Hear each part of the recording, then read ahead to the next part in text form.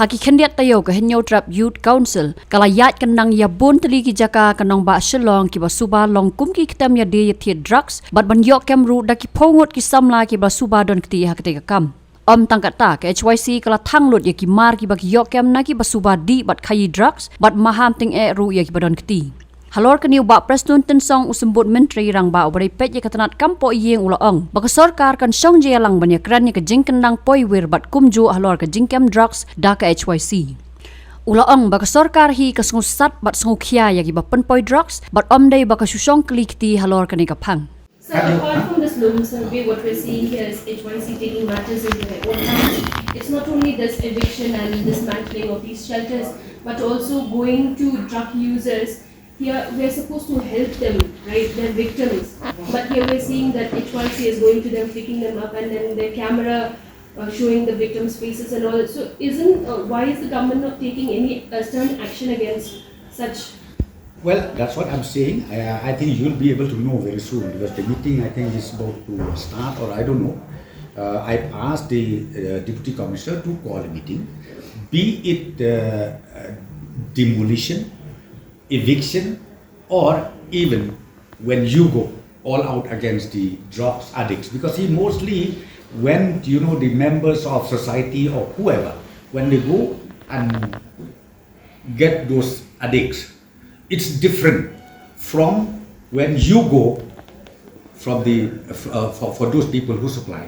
Because from the government, we are more concerned, in fact, about this supplier.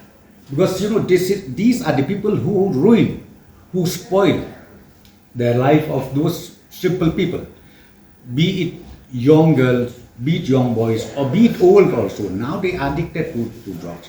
So the government does not sleep, and now we have already even initiated with that dream, the mission. We took it as a mission mode, fighting against the drugs. So now this mission also is on, and I'm very sure we'll be able to further strengthen this mission in the near future.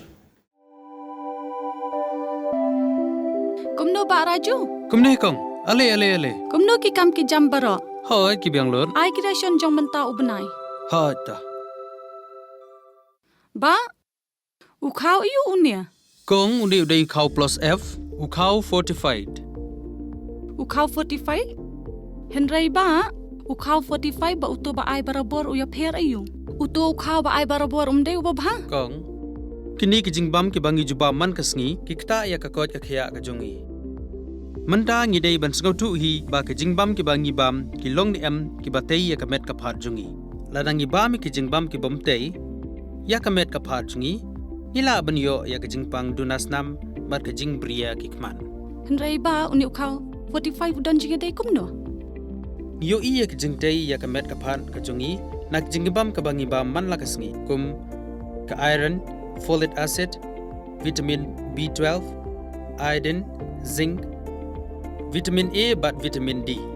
Namar ke jingduna jongkine ngengat hagi babun ki jingpa ka Sorkar ka persangkar bala banwanra ya ka kod ka khia ka FSSAI ka batha ba ukhau ata kamlu kadut bat ke omkhnyang bam ki dei bandon ya ke jingbam ki bantei ya kamet knang baha ka shisngi ngila banyo laipo hadu 100% kini ki jingbam bantei ya kamet but lai kerteng yaki 45 ila banitu yaki da ka sharp plus F aki ba uni ujing bam plus F pat ngila ban yo ne e nang ne kong nagani ka daw ka Sorkar kala penmi yaki skim ICDS MDM PDS ka bha na ka benta upaj ba ka Sorkar mi kala mangker pang ha ka jingi trelang bat kidukan da ka ba kila pha da ukhau ba bhatam na ka benta ki khna bat kilong kimi ki ba armen dei na kata daw batang da uni ujat khau ba bhatam ban sam shabaro kilong yeng nang ni shakman tang da ukhau 45